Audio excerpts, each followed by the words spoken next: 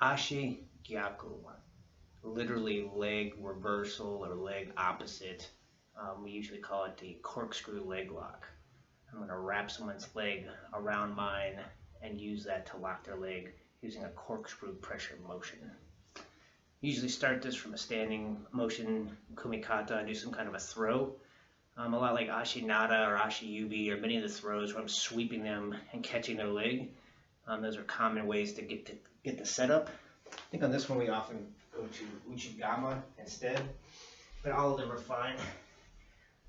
From here, just created a training partner, wrapping a gi around a pillow, stuck a broom in there just for one of the legs. I have an extra belt hanging for demonstrative purposes in a moment because the leg won't bend.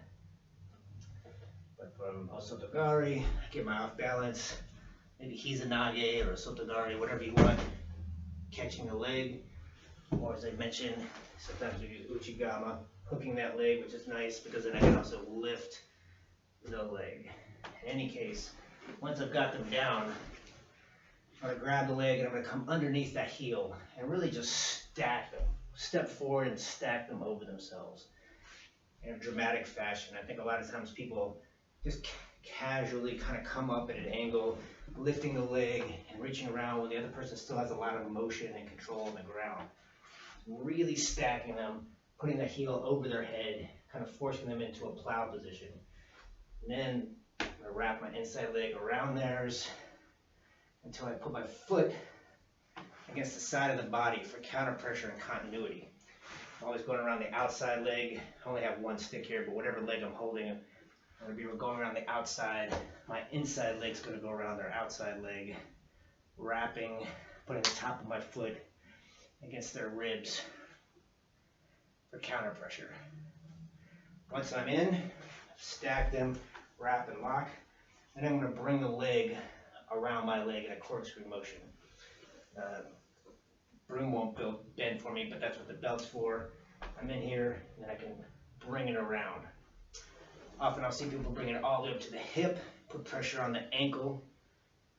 My preferred version is I like to actually bring the calf right over the cross of my kneecap so that I'm driving that pressure into the back of the kneecap. So a little bit like Ashi Nada, creating that bicep cutter, that pain in the back is often where I get people to tap.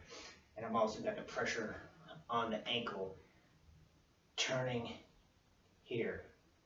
The nice thing about this at the end, once I'm done, I'll use that same motion to help turn them over to escape. One last time. Do it from Uchigama, I'll do it on the left side.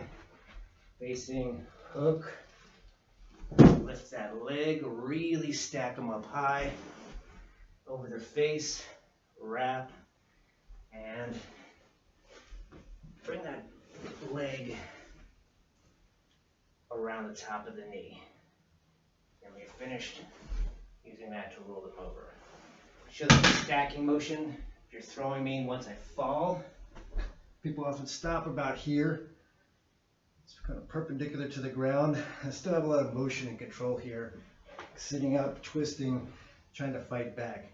I'm really pushing from behind that heel over someone's face, really stacking them up before I step through and lock the leg. And then you're bending the leg over yours, and then to finish, pull and push from behind to turn them over and exit.